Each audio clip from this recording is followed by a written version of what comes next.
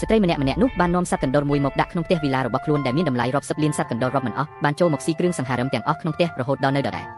វីឡាត្រូវបានសត្វកណ្ដុរបំផ្លិចបំផ្លាញហើយប្រែក្លាយទៅជាការខូចខាតមូលហេតុដែលគាត់ធ្វើបែបនេះគឺដោយសារបងថ្លៃកាន់កាប់ផ្ទះហើយយកទៅរៀបការ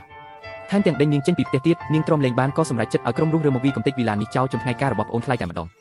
នាំមនុស្សរបស់អ្នកមកឲ្យអស់លេខកូដគឺ0.715ប្រមូលអីវ៉ាន់ក្នុងផ្ទះនោះចេញឲ្យអស់កុំឲ្យសល់សំបីតែមួយមុខអត់មានបញ្ហាទេត្រូវប្រកាសថាធ្វើបានស្អាតបើគ្មានកាត់នេះតើអ្នកនឹងចំណាយអ្វីបន្ទាប់ពីពិធីជប់លៀងមង្គលការ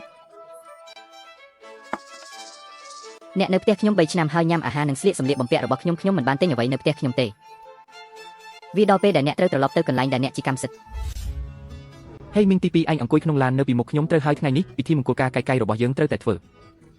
មនុស្សគ្រប់គ្នាបានទៅសន្តាគារដើម្បីញ៉ាំហើយបន្ទាប់មកត្រឡប់ទៅប៉ារ៉ាឡែធំរបស់យើងដើម្បីជួបម៉ែកណូលី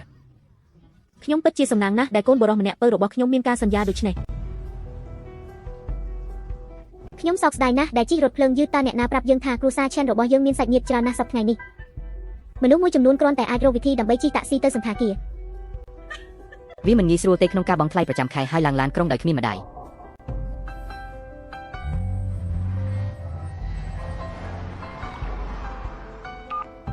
ពួកគេបានចេញដំណើរទៅសន្តាគាររួចហើយអាចរៀបចំមនុស្សចូលមកបាន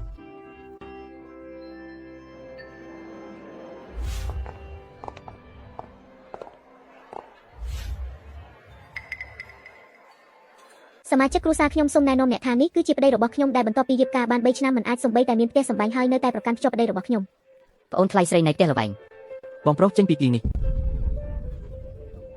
ដោយមានចិត្តអាណិតអាសូរសាច់ញាតិក៏ប្រញាប់ហៅក្រុមភ្នំមកចាប់ខ្លួន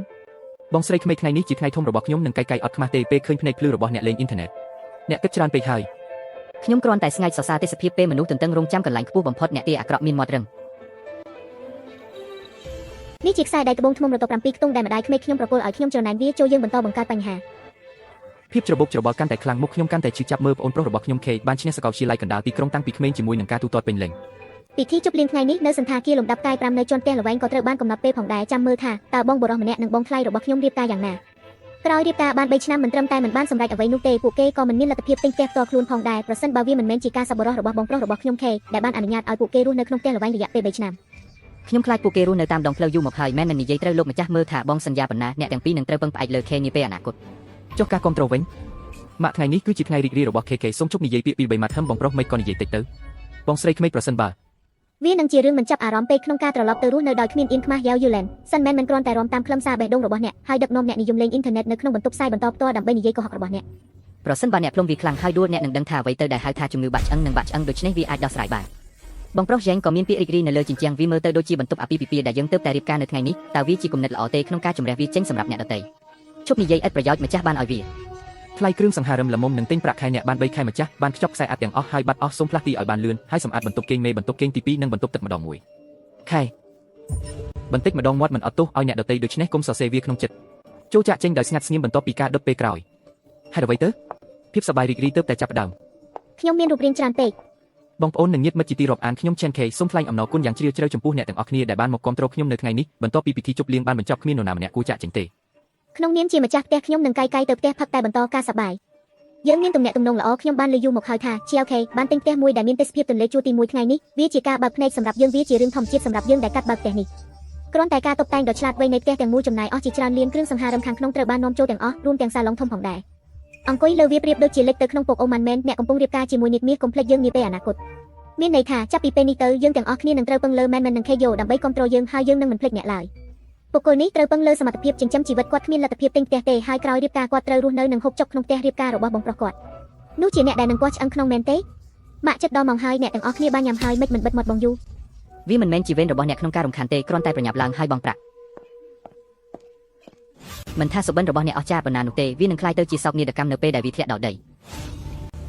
អំណោយអាពាហ៍ពិពាហ៍របស់ខ្ញុំត្រូវបានផ្ញើហើយខ្ញុំសង្ឃឹមថាអ្នកនឹងចូលចិត្តវាសូមអភ័យទោសលោកឆេនកាត់របស់អ្នកបង្ហាញសំទោសឲ្យមិនគ្រប់គ្រាន់តើវាអាចទៅរួចដោយរបៀបណាមានលុយច្រើននៅក្នុងកាតនេះសូមអូសវាម្ដងទៀតកាតរបស់លោកឆេនត្រូវបានបង្កប់និងបិទដំណើរការតើអ្នកចង់បដូរកាតឬ scan code ឲ្យដើម្បីទូទាត់ដែរឬទេរងចាំបន្តិចបងប្រុសវងតើអ្នកអាចឲ្យខ្ញុំខ្ចី 20,000 យួនសម្រាប់តម្រូវការបន្ទាន់បានទេលោកឆេនមិនទាន់ខ្ចីលុយទេអ្នកគ្រប់គ្រងទោះបងស្នាក់នៅយ៉ាងណាក៏ខ្ញុំទៅរកប្រពន្ធយកលុយខ្ញុំសុំទោសអ្នកមិនអាចទៅណាបានទេលុះត្រាតែខ្ញុំបងប្រាក់ឲ្យអ្នកទីបំផុតអ្នកបានមក សូមប្រញាប់ដកកាតរបស់អ្នកចេញហើយទូទាត់វិក័យប័ត្រហេតុអ្វីបានជាអ្នកចង់ឲ្យខ្ញុំឲ្យលុយទៅក្នុងពិធីមង្គលការរបស់បងបរិសម្នាក់របស់អ្នកលោកឆេនមានបញ្ហាអ្នក ដុសសម្អាតមានឲ្យលឿន ចំពោះលុយរបស់ខ្ញុំលេងយកនឹងឆេនយកមកពី Share Channel ក៏គ្មានតម្លៃដែរខ្ញុំនឹងដោះស្រាយបញ្ហាជាមួយអ្នកនៅពេលដែលខ្ញុំត្រឡប់មកវិញ មិនល្អតើអ្នកត្រៀមខ្លួនហើយឬនៅសូមស្វាគមន៍មកកាន់គេហដ្ឋានថ្មីរបស់យើងបងកាយមានរឿងអីហេតុអ្វីបានជាអ្នកមិនអាចបើកទ្វាររបស់អ្នកដោយប្រើស្នាមម្រាមដៃរបស់អ្នកប្រហែលជាដោយសារថ្មអស់ ខ្ញុំបញ្ចូលពាក្យសម្ងាត់របស់ខ្ញុំ ពាក្យសម្ងាត់ Dedekov សូមព្យាយាមម្ដងទៀតម៉ាក់ហេតុអ្វីកូនមិនបើកទ្វារតើមានអ្វីកើតឡើងហេតុអ្វីបានជាអ្នកមិនអាចចូលផ្ទះរបស់អ្នកនោះគឺ ផ្ទះនេះមិនមែនជារបស់អ្នកទេអូខេសប្បាយចិត្តណាស់ដែលបានរៀបការដែលភ្លេចលេខសម្ងាត់ផ្ទាល់ខ្លួនជាការពិតណាស់ពាក្យសម្ងាត់គឺខុសសំណុំនៃសោទ្វារនេះត្រូវបានភ្ជាប់ទៅទូរស័ព្ទដៃរបស់ខ្ញុំ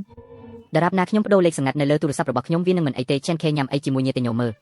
ប្រញាប់ឡើងហើយបើកទ្វារ កុំបារម្ភខ្ញុំមានកូនសោទុកបើកហើយបើកទាំងអស់គ្នាចូលមកទាំងអស់គ្នាចូលមកមើលអេក្រង់ធំរបស់ខ្ញុ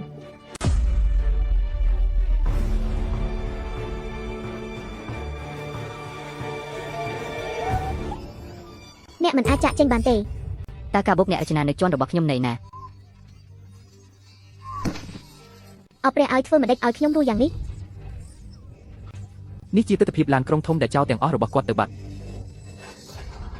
គ្រួសារទាំងមូលនៅក្នុងវាមានតម្លៃរាប់លានដុល្លារកំពុងចូលរួមក្នុងការក្លែងបន្លំតាមអ៊ីនធឺណិតនៅបារមួយដើម្បីធ្វើឲ្យខ្លួនឯងធាត់ក្នុងពិធីជប់លៀងពេលនេះលោកឆេនយ៉ាបាសាបានបង្ខំភរិយាឲ្យចេញថ្លៃពិធីជប់លៀង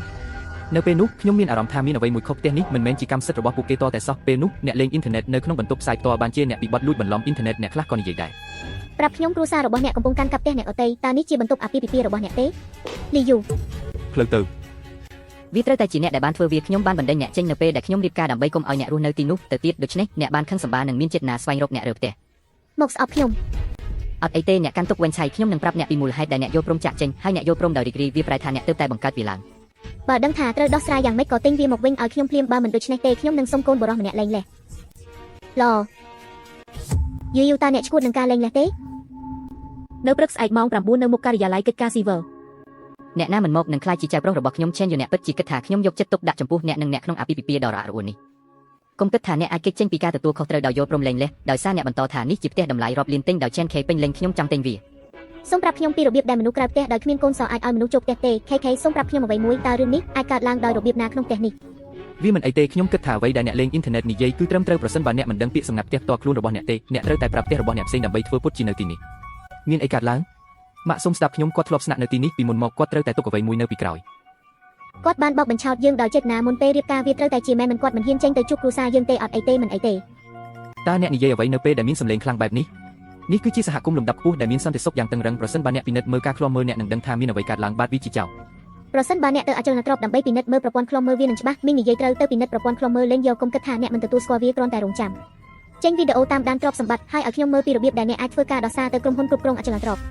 តើអ្នកគ្រប់គ្រងអចលនទ្រព្យរបស់អ្នកទាំងអស់គ្រាន់តែធ្វើដើម្បីចិញ្ចឹមជីវិតឬ គ្រួសារយើងមានទ្រព្យសម្បត្តិរាប់សិបលានហើយអ្នកគ្រប់គ្រងរបស់អ្នកចេញហើយយើងនឹងពិនិត្យមើលប្រព័ន្ធឃ្លាំមើលនិងចាប់ចោលដែលលួចទំនិញ បរិសម្នាក់ទាំងឡាយសូមស្ងប់ចុះសូមកុំមានសម្លេងរំខានតើអគារនឹងផ្ទះមួយណាដែលអ្នកជាកម្មសិទ្ធិខ្ញុំកំពុងអង្គុយលើដំបូលផ្ទះល្វែងនៃអគារលេខ1ថ្ងៃនេះ បងស្រីក្មេករបស់ខ្ញុំច្បាស់ជាបានផ្លាស់ប្ដូរផ្ទះរបស់នាងឲ្យស្អាតបន្ទាប់ពីពិធីមង្គលការ អ្នកគ្រប់គ្រងសូមផ្ទេរការត្រួតពិនិត្យចណ្ដោយន្តនិងការត្រួតពិនិត្យច្រករបៀងមកខ្ញុំភ្លាមនៅព្រឹកនេះ ការត្រួតពិនិត្យគឺអាចធ្វើទៅបានប៉ុន្តែយោងទៅតាមបទបញ្ញត្តិសហគមន៍របស់យើងសូមបង្ហាញវិញ្ញាបនបត្រអចលនទ្រព្យរបស់អ្នកឬអត្តសញ្ញាណពិតរបស់ម្ចាស់ផ្ទះត្រូវតែផ្ទៀងផ្ទាត់កិច្ចសន្យាទិញផ្ទះប្តីឲ្យហេតុអីនៅតែឈរយកសៀវភៅផ្ទះចេញយ៉ាងលឿនតើខ្ញុំអាចយកសៀវភៅផ្ទះនិងកិច្ចសន្យាទិញផ្ទះជាមួយខ្ញុំដោយរបៀបណាតើអ្នកអាចស្នាក់នៅឬដកអត្តសញ្ញាណប័ណ្ណចេញដើម្បីផ្ទៀងផ្ទាត់ថាតើព័ត៌មាននោះជាផ្ទះរបស់អ្នកឬអត់